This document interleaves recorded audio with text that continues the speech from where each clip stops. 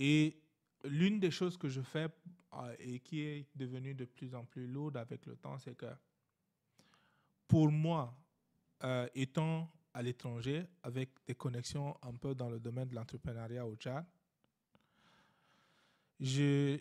j'essaie de me concentrer sur l'exercice de connecter ces gens à des ressources. Très bien.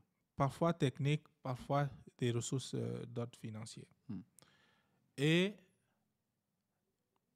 l'une de mes plus grandes frustrations quand j'essaie de travailler avec des gens où j'invite des étrangers pour qu'ils aillent au Tchad, c'est que le contexte parfois décourage des gens.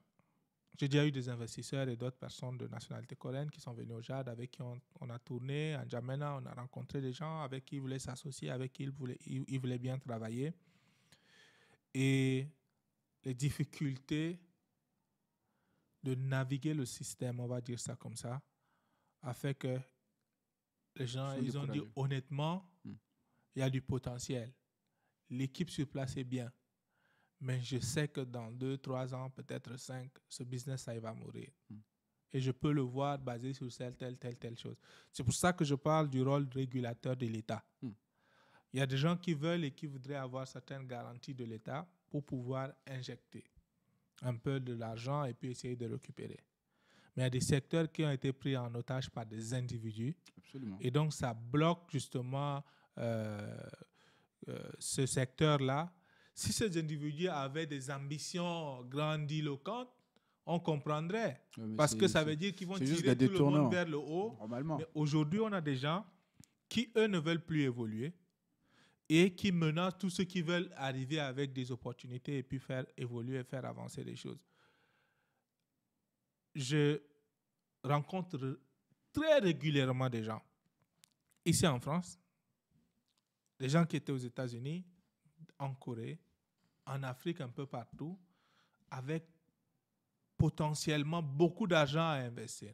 Et ce n'est pas des paroles en l'air parce que certains de ces investissements-là sont allés dans d'autres pays qui sont juste mieux structurés.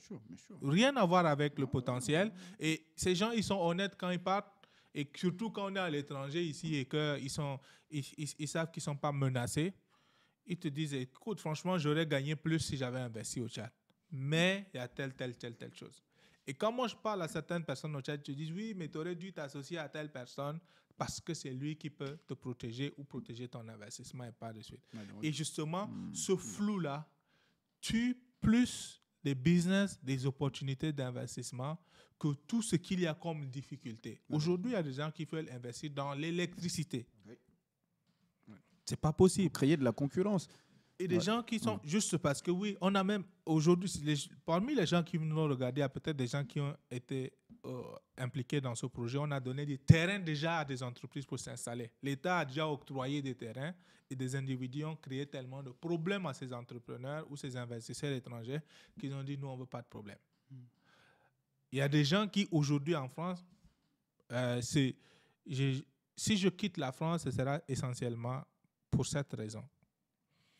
J'essaie pour moi de créer ce pont entre des personnes, des investisseurs, des gens qui ne s'intéressent nullement à la politique. Et vu la vague de ce qui se passe en Afrique, tout le monde a peur. Oui, on va attendre voir. Et du coup, je connais des personnes au Tchad qui payent les frais de tout le bruit politique autour de on veut ça, on veut pas ceci. Et quand je sais que c'est une propagande complètement inutile, et qui ne bénéficie nullement au peuple, pour moi, c'est frustrant. C'est frustrant. Et on a le potentiel, et personne ne le nie, mais on a l'impression qu'il faut créer juste des conditions. L'image que j'ai en tête, c'est qu'aujourd'hui, le Tchad est comme dans une sorte de starting block.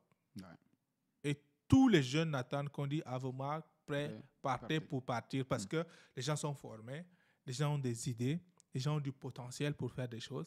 Il suffit qu'on leur dise, OK, vous n'êtes plus en danger, venez, faites quelque chose et on va avoir une vague de retour pour que les gens vont rentrer, investir et aider à changer le pays.